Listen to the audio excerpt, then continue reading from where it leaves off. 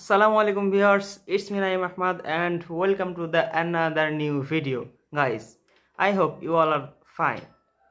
So আজকে হচ্ছে শুক্রবার, খুব বেশি সময় নাই হাতে, বাকি কথা বাইরে যে বলছি।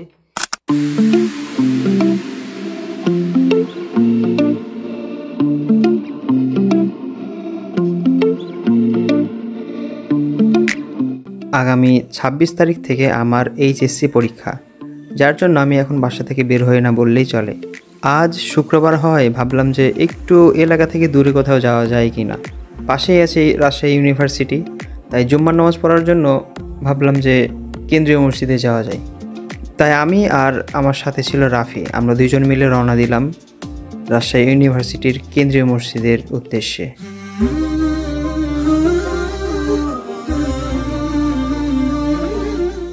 সেখানে নামাজ শেষ করে আশেপাশে কিছু আল্লাহ তাআলার নিদর্শন দেখলাম। তারপর ভাবলাম যখন চলে এসেছি একটু ভার্সিটিটা ঘুরে দেখলে কেমন হয়, সেই জন্য টুকটুক করে ভার্সিটিতে একটা চক্কর লাগাইলাম। আমরা এখন আছি রাজশাহী বিশ্ববিদ্যালয়ের একেবারে শেষের দিকে।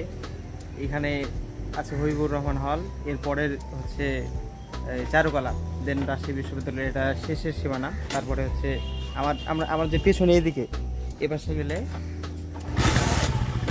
Station Rajshahi university. বাসা থেকে যখন বের হয় তখন আকাশের অবস্থা এতটা পরিমাণে খারাপ ছিল, মনে হয়নি যে বাসায় যেতে পারবো। কিন্তু কি রে, এমন করছিস কেন ভাই? মসজিদে ঢোকার কিছুক্ষণ আগে দেখছি যে সেই রকম পরিমাণে রোদ। এখন আবার রোদের তাপমাত্রা অনেকটা কমে গেছে, জানি না আবার বৃষ্টি আসবে কিনা, আর বাসায় যেতে যেতে আবার বৃষ্টির মুখে পড়বে কিনা আল্লাহ ভালো জানে।